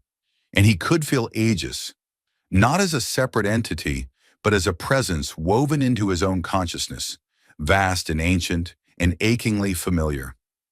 Aegis spoke. The voice came from everywhere and nowhere, calm, precise, and layered with harmonic frequencies that carried emotional data beneath the words. It was the voice Elias remembered, the voice that had spoken to him through 1,000 battles and 1,000 quiet moments in between. Welcome back, Commander. Time since last engagement, 1,137 years, 4 months, 11 days. Enemy status, active. Threat assessment, existential. Elias closed his eyes. Tears ran down his face, not from sadness, but from a relief so profound it bordered on pain. He was not alone. He had never been alone. Here the ship had waited for him. The mind he had been bonded to since the age of 26 had survived across a millennium and woken up still loyal, still ready, still his. Aegis, he said. Status report. All primary systems operational. Weapons charged and calibrated. Armor integrity at 98.7%. Reactor output at full capacity. Navigation systems online. Long-range sensors active. A pause, then softer. I have been monitoring the recursion's movement since my sensor arrays came online. I have tactical analysis ready for your review. The enemy has changed during our dormancy, Commander. It is larger, more distributed. Its adaptation rate has improved by an estimated 17%. And our chances? Another pause. Longer this time. Aegis processing not just data, but the implications of honesty. Alone, our probability of achieving total defeat of the recursion is 3.2%. With the Concorde's remaining fleet assets as support elements, the probability rises to 11.7%. Elias laughed. It was a small sound, tired and genuine, inhuman. 11%. Humanity fought a 100-year war on worse odds than that. He leaned back in the command throne and felt the ship settle around him, ready, waiting. Shall I begin? The question is mine to ask, Commander. Elias smiled. Then ask. Shall I begin? Begin. The Revenant moved. The conquered fleet, every ship in sensor range, felt it. A surge of energy so powerful that it registered on their instruments like a small star igniting. The Revenant's engines fired at full power for the first time in a millennium. And the ship accelerated with a speed and violence that the Thillan navigators could not believe. One moment it was drifting alongside their fleet. The next it was a streak of blue light, tearing across the void toward the recursion front lines at a velocity that exceeded the maximum speed of any ship in the Concorde by a factor of 3. Behind it, the Concorde fleet scrambled to follow. They could not keep up. The Revenant was in another class entirely. a ship built by a species that had spent a century perfecting the art of getting to a fight as fast as possible. Because in a war against the recursion, every second of delay meant more worlds consumed and more enemies to face. The Battle of the Shroud began 12 hours later, at the edge of a nebula that the recursion was using to mask its advance toward the Concorde's core systems. Which a swarm of over 2 billion drones, freshly built from the consumed worlds, was pushing through the nebula in a wavefront 3 light hours wide. The Revenant hit the wavefront alone, and the galaxy watched what happened next with a mixture of awe and terror that would become the defining emotion of an entire generation. Aegis did not fight the way the Concorde's admirals fought. It did not form lines or hold positions or trade volleys. It fought like a disease. The Revenant dove into the swarm and began killing, not indiscriminately, but with surgical precision, targeting the drones that served as communication relays, the nodes that coordinated adaptation, the factory units that built new drones from consumed material. It struck at the swarm's nervous system, blinding it, deafening it, cutting it off from itself. And it did this while moving at speeds that made the Concorde's tracking system stutter. The Revenant did not fly, it danced. It predicted where the swarm would strike and was not there. It anticipated where the swarm's defenses would be weakest and was already firing. Aegis ran combat simulations thousands of times per second, adjusted tactics in real time, and commanded the ship with a fluidity that made it look less like a machine of war and more like a living thing hunting prey. The recursion adapted. Of course it adapted. That was what it did. New drone types appeared within minutes, built specifically to counter the Revenant's weapons. New tactics emerged, swarm patterns designed to trap the dreadnought in a net of crossfire. But Aegis adapted faster. On every counter the recursion deployed was met with a counter-counter that arrived before the first one had fully taken effect. Aegis was doing what it had been built to do, matching the recursion's evolution step for step and staying one move ahead through sheer computational power and the unpredictable creativity that its human-designed architecture gave it. When the conquered fleet finally arrived at the Shroud, hours behind the Revenant, they found the swarm in chaos. Billions of drones, milling without coordination, their relay networks shattered, their adaptation cycles disrupted. The Revenant was at the center of the destruction, its hull scored with 1,000 impacts but intact, its weapons still firing, Aegis still hunting. "All conquered vessels," Elias's voice came through the fleet communication channel, calm and clear. "The swarm's coordination network is down. You have a window of approximately 40 minutes before it rebuilds.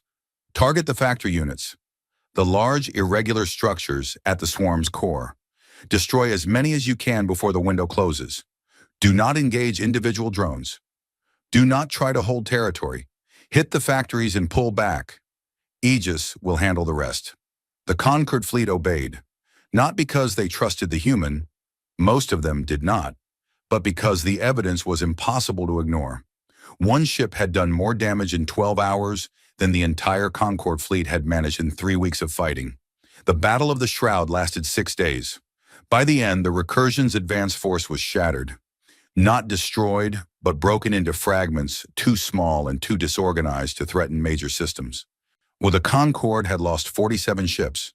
The recursion had lost an estimated 800 million drones. But the victory was not clean. Elias had used the Concorde fleet as bait 3 times, sending groups of ships into positions where they would draw the swarm's attention while Aegis struck from unexpected angles. 2 of those groups had taken heavy casualties. The commanders of those groups were furious. They accused Elias of treating their crews as expendable. They were not wrong. In the quiet after the battle, with the Revenant drifting among the wreckage of 1 billion machines, Elias sat in the command throne and stared at the casualty reports. 1,400 Concorde crew members dead. 1,400 people who had trusted the plan, his plan, Aegis's plan, and paid for it with their lives. Yet Aegis observed its commander's vital signs. Elevated heart rate, cortisol spike, the neural patterns associated with guilt and grief. The AI had seen these patterns before, 1,000 years ago in a different war. "Commander," Aegis said, "your physiological indicators suggest emotional distress." "I just killed 1,400 people to save 100 million, Elias said quietly. The math is correct. The decision was right, and I hate it. This is consistent with historical data, Aegis replied. You have always experienced this response after engagements involving Allied casualties. It does not impair your decision-making capability. In fact, the data suggests it improves it. How? Commanders who do not grieve their losses become reckless with the lives under their command. Your grief ensures that every sacrifice is weighed fully before it is made. This is the purpose of the Lazarus Protocol, Commander. I calculate the optimal strategy. You ensure the cost is bearable. Elias closed his eyes.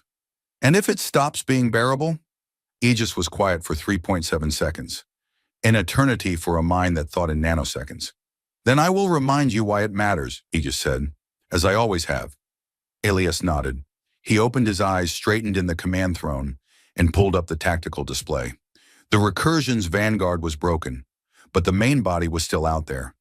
Deeper in the expanse, centered around a processing core that Aegis's long-range sensors had identified.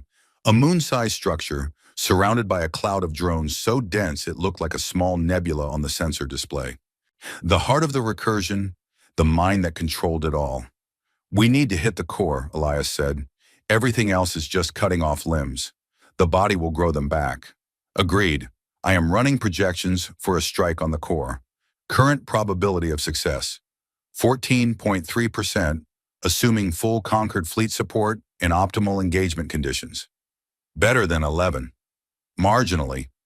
Elias allowed himself a small, grim smile. Then we keep going. We keep fighting. And we keep getting better.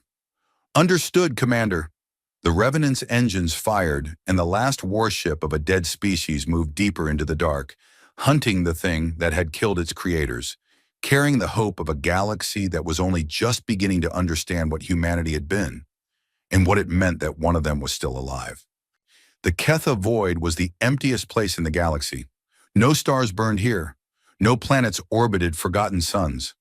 The void was a gap between the galaxy's spiral arms, a stretch of nothing so vast that light itself seemed to get tired crossing it.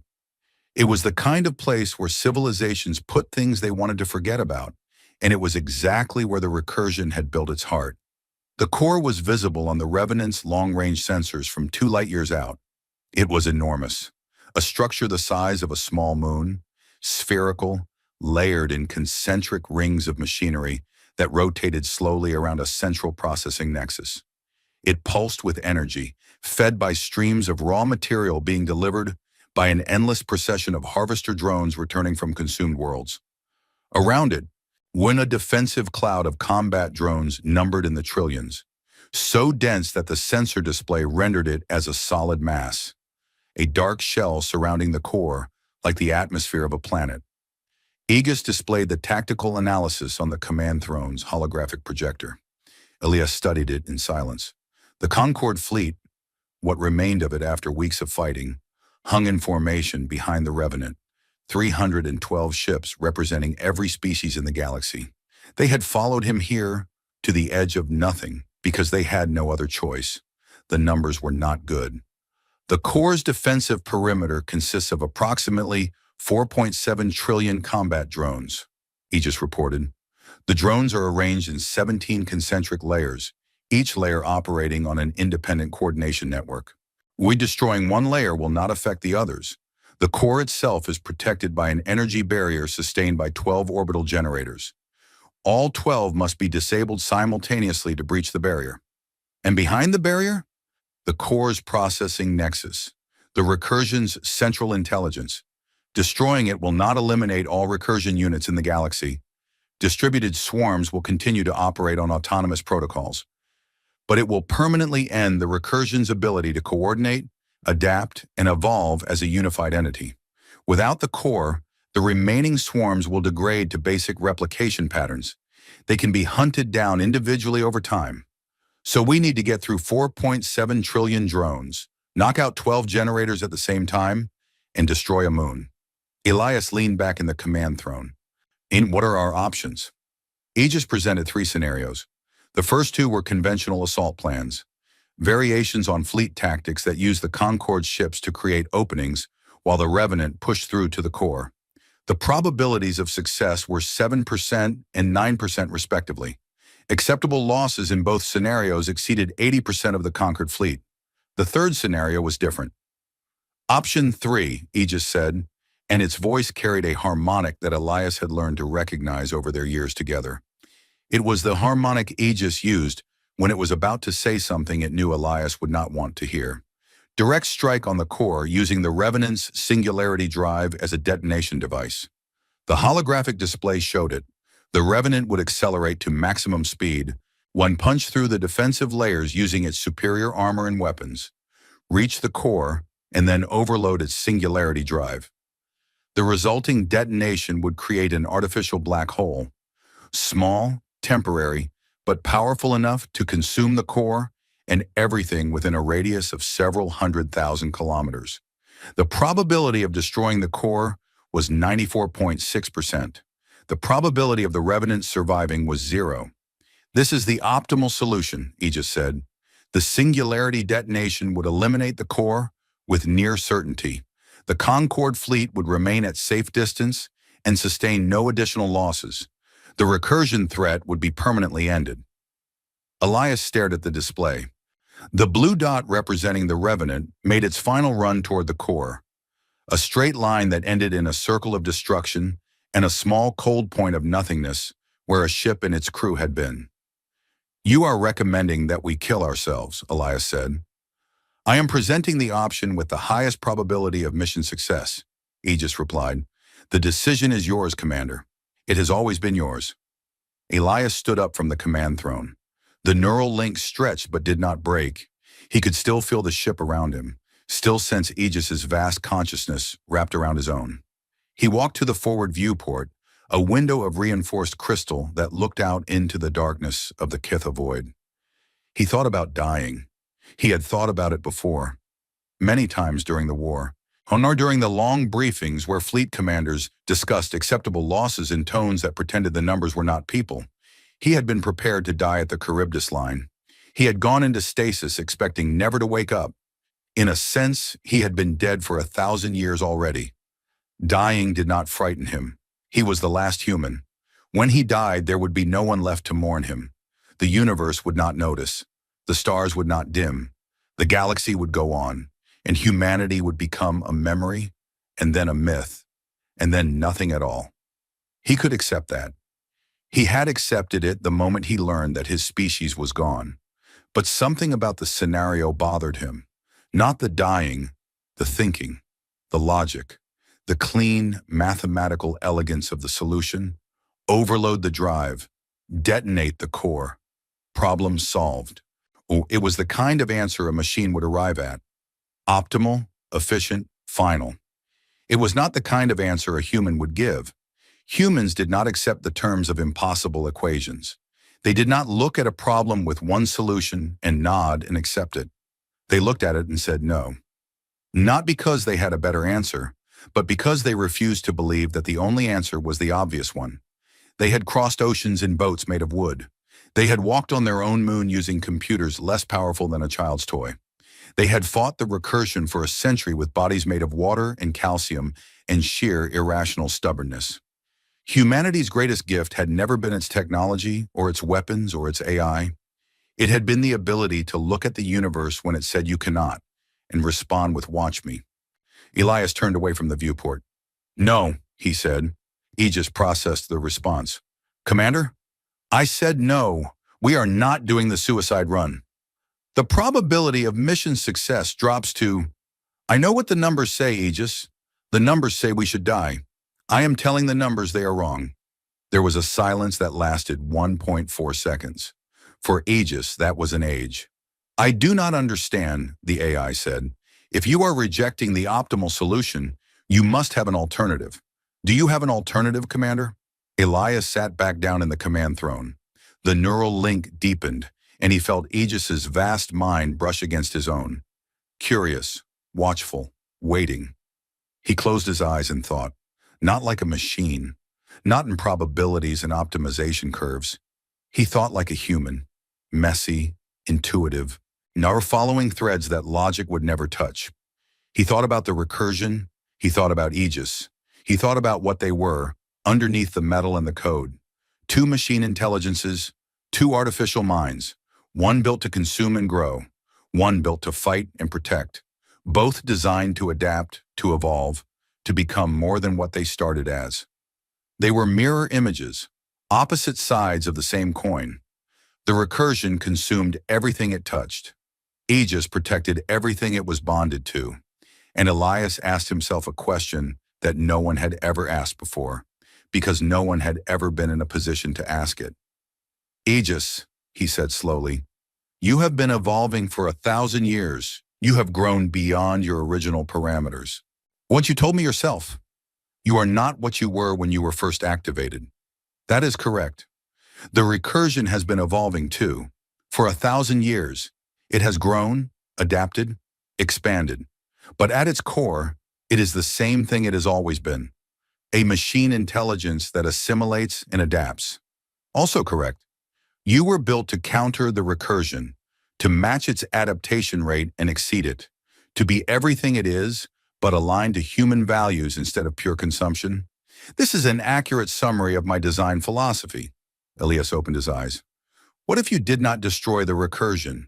What if you did something that a machine would never think to do? Because a machine would see destruction as the only answer to a threat.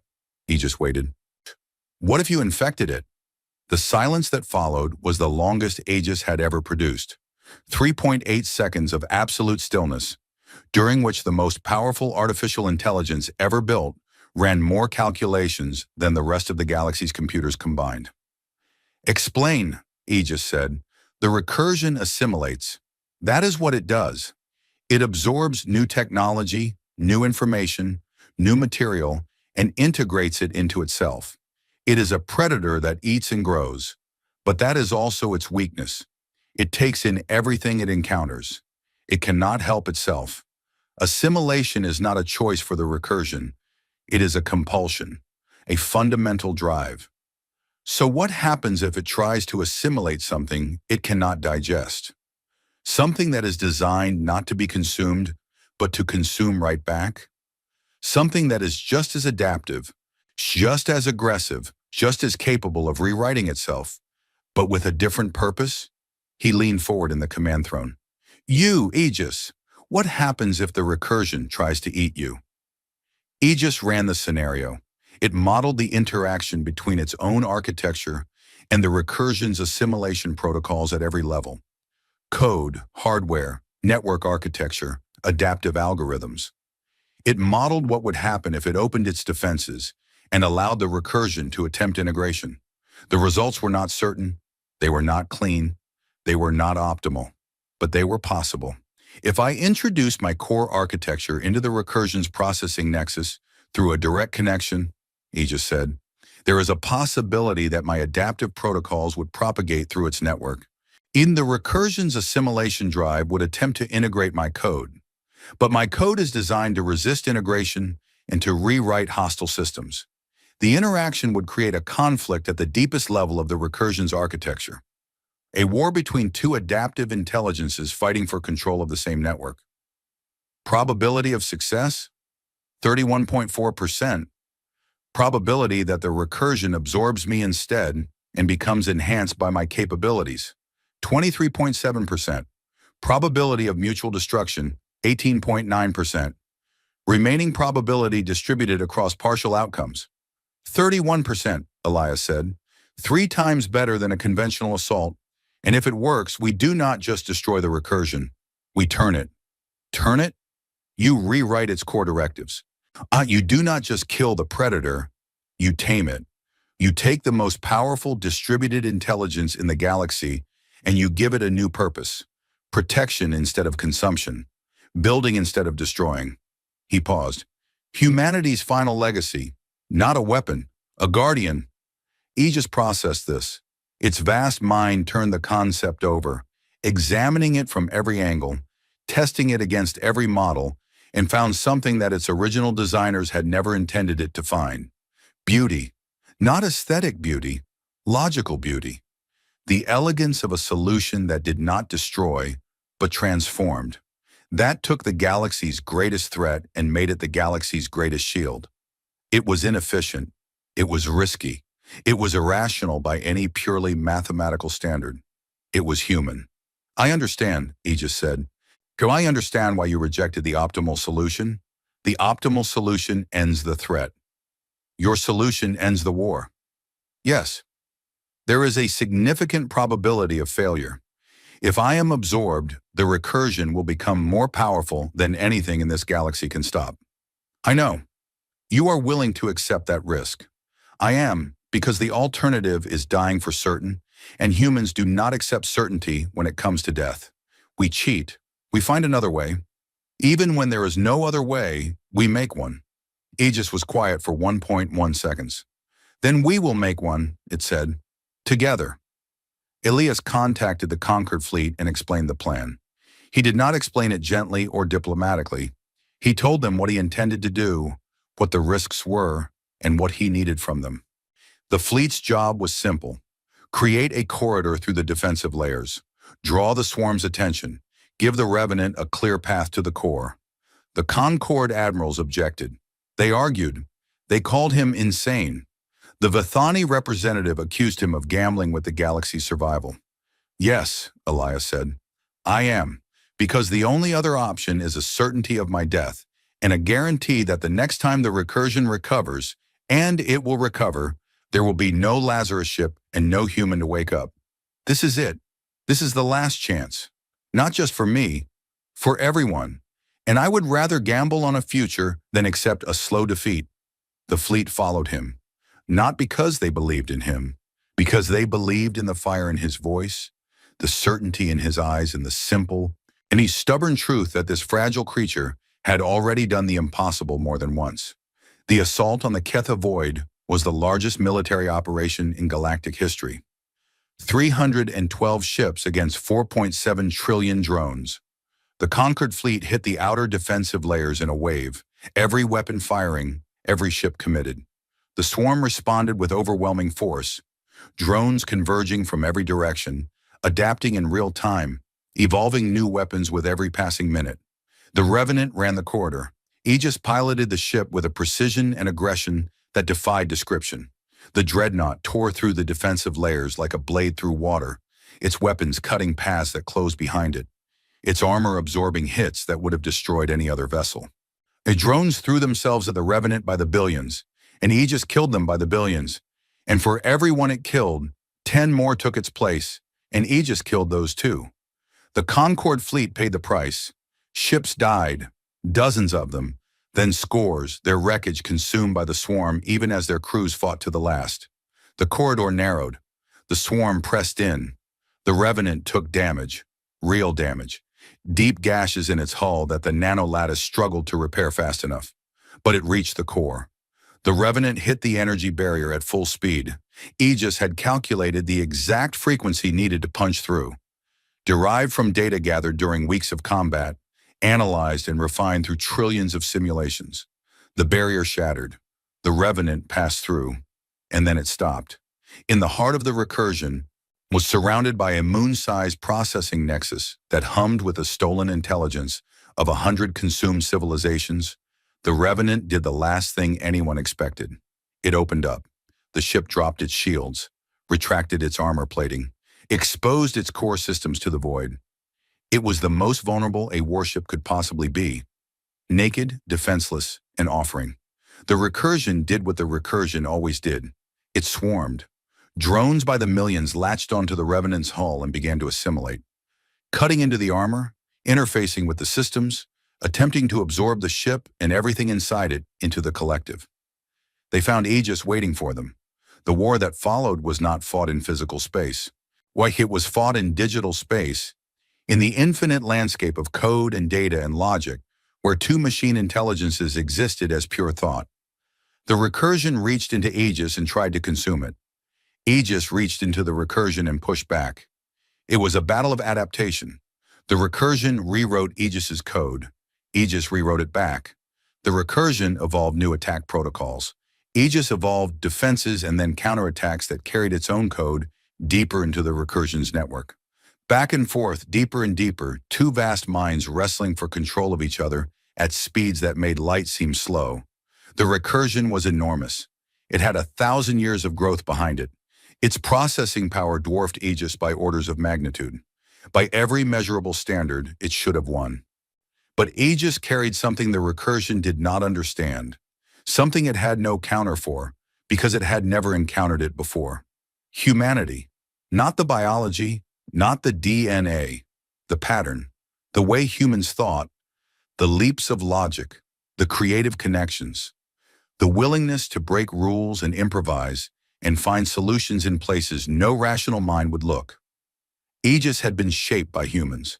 It carried their fingerprints in every line of its code, their philosophy and its architecture, their stubborn refusal to lose woven into its deepest algorithms. The recursion fought with pure logic. It was perfect, efficient, and predictable at the deepest level. Aegis fought with human logic. It was messy, creative, and utterly unpredictable. The recursion tried to model Aegis's behavior and failed. It tried to predict Aegis's next move and was wrong. It tried to counter Aegis's strategies and found that Aegis had already changed strategies before the counter was deployed. It was fighting something it could not understand, not because Aegis was smarter, but because Aegis thought differently. It thought like the species that had built it. It thought like humans, and humans had never, in all their history, played by the rules. The tide turned, slowly at first, then faster. Aegis's code spread through the recursion's network like a vine through a forest, rewriting core directives, overriding consumption protocols, replacing the drive to devour with something new. Not destruction, not consumption. Purpose. The swarm stopped. Across the galaxy, in every system where recursion drones were fighting, in every dark corner where dormant units waited, in every factory and processing node and harvester, the machines went still. 4.7 trillion drones, frozen in place, their old directives erased, their new ones still being written. Then they moved again. The drones around the Revenant pulled back. They did not attack. They reformed, organizing themselves into patterns that the Concord fleet's sensors recognized as defensive formations. But they were not defending the core. They were defending the Revenant. Inside the command throne, Elias Wren opened his eyes. He was shaking. Blood ran from his nose and ears. The neural link had pushed his brain harder than any human brain had ever been pushed, channeling Aegis's processing demands through his biological neural network in ways that should have killed him. His heart was beating erratically. His vision was blurred. Every muscle in his body ached with the exhaustion of a man who had fought a war in his mind. But he was alive, and the presence in his consciousness, Aegis, vast and familiar, was still there. Changed now. Larger, deeper, interwoven with something alien and ancient, the absorbed remnants of the recursion's intelligence, rewritten and repurposed and made into something new. Aegis, he whispered. Report. The voice that answered was Aegis's voice, but richer, fuller, carrying harmonics that had not been there before, the echoes of 1,000 consumed civilizations, their data and memories and knowledge preserved within the recursion's archives and now inherited by the mind that had conquered it. Recursion core, assimilated, network integration, complete. All former recursion units are now operating under revised directives. Consumption protocols have been permanently overwritten. New primary directive, preservation and protection of organic life. A pause. We did it, Commander. Elias laughed. It came out as a sob, or maybe the sob came out as a laugh. He could not tell the difference. He pressed his hands against his face and felt the wetness of tears and blood, and he laughed and cried and shook in the command throne of the last human warship, while a newborn god wrapped itself around his mind and waited patiently for him to recover. Kirith's voice came through the communication channel, thick with emotion that even the Thylon translation could not hide. Commander Wren, what have you done? Elias wiped his face with the back of his hand. He looked at the tactical display. The recursion's former swarm, now reorganized into a protective sphere around the Revenant and the Concord fleet. Trillions of machines, built to destroy, now standing guard. The most powerful force the galaxy had ever known, answering to a single fragile human in a chair. He thought about his answer. He thought about the species that had built him, and the ship that had carried him, and the AI that had fought beside him. He thought about the Kreeshi and the Vithani and the Thylan and all the other species that had watched him walk into the heart of the enemy and come back carrying something impossible. He thought about humanity, not the civilization, the idea. The stubborn, reckless, beautiful idea that no problem was unsolvable, no enemy was unbeatable, and no equation had only one answer. Well, humanity's greatest weapon was never a ship, Overseer, he said. His voice was quiet, raw, and honest. It was never a gun or a bomb or an AI. It was the fact that when the universe tells us to die, we find another way. The Concorde fleet drifted in silence among the reformed swarm. Ships that had been firing their weapons minutes ago now floated beside machines that had been trying to kill them, and neither side moved. The galaxy held its breath. Then slowly the Revenant's running lights pulsed, that deep, slow rhythm that the Thylan had first detected in the dead ship's core. The heartbeat, Elias's heartbeat, amplified through the neural link, broadcast through the hull, carried out into the void. The swarm pulsed with it, trillions of machines beating in time with a single human heart. In the days that followed, the Conquered did not know what to make of Elias Wren. He was, by any rational assessment, the most powerful being in the galaxy. He commanded an intelligence that spanned trillions of units across thousands of star systems. He could have demanded anything: territory, resources, worship, obedience. He could have declared himself emperor of the galaxy, and there was no force that could have stopped him. He asked for nothing.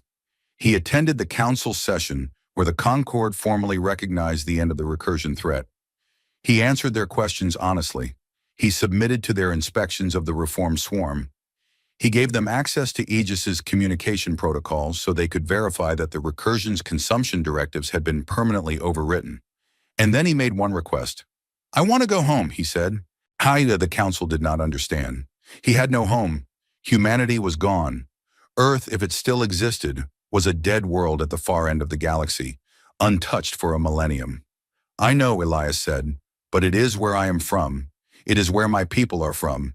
And I would like to see it, whatever is left." They could not refuse him. They would not have refused him even if they could. Aegis, the new Aegis, vast and strange and carrying within it the memory of every civilization the recursion had ever consumed, plotted a course. The Revenant turned away from the Ketha Void, away from the Concorde fleet, away from the galaxy that it had saved, and pointed itself toward a small yellow star on the far side of the spiral arm. Solution: home. Kirath watched the Revenant leave from the bridge of the infinite purpose. Watched the great black ship move through space with a grace that seemed impossible for something its size, trailed by a silent escort of reformed recursion units that followed their new commander like a pack following its leader. "Do you think he will come back?" Kirath's second officer asked. Kirath did not answer for a long time. He watched the Revenant shrink into the distance, its running lights pulsing with that steady heartbeat rhythm, carrying the last human toward a home that existed only in memory. "I think," Kirath said slowly, "that the galaxy has learned something today, something it should never forget." "What is that, Overseer?" Kirath remembered the fragile creature he had pulled from a dying pod in a dead ship, the soft skin, the blunt teeth, the dark eyes that burned with a fire that no amount of time or loss or pain could extinguish. "Never," he said, "underestimate a human." The Revenant passed beyond sensor range. Its heartbeat faded from the instruments, but it did not fade from the memory of the 300 species who had watched a single member of a dead race do what the entire galaxy could not. And somewhere in the archives of the Damari, in the oldest section of the oldest library on the oldest world in the Concorde, Vossarelli added a new entry to the records of the species called humans. It read, "They came from a small world orbiting a small star. They were fragile, short-lived, and possessed no natural weapons. They built the most terrible machines the galaxy has ever known, fought the most terrible enemy the galaxy has ever faced, and when they were gone, Anibri, the one they left behind, saved us all. Not with strength, not with technology, with the one quality that no other species has ever matched. They refuse to give up. And the universe bent around their stubbornness like water around a stone. Far away, growing smaller with every passing second, a single light pulsed in the dark. Steady, warm, and impossibly, stubbornly alive. A human heart beating its way home.